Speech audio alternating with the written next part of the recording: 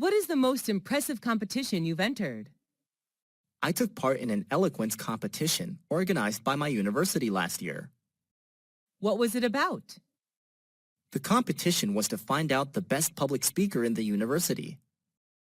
Were there many participants in the competition? Yes, there were around 500 participants totally. What prize did you get? Well, I didn't get a very high prize, but it didn't matter. I was still happy with the result. What could you learn from the competition?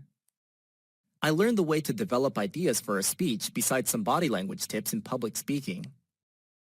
Did you have to prepare a lot for the competition? Yes, I did. I read various materials about eloquence, as well as rehearsed a lot. How did you know about the competition? The competition was informed in the school poster. Did you do your best then? Yes, I think so. After the competition, I know I have to try more. Is the competition useful in your opinion?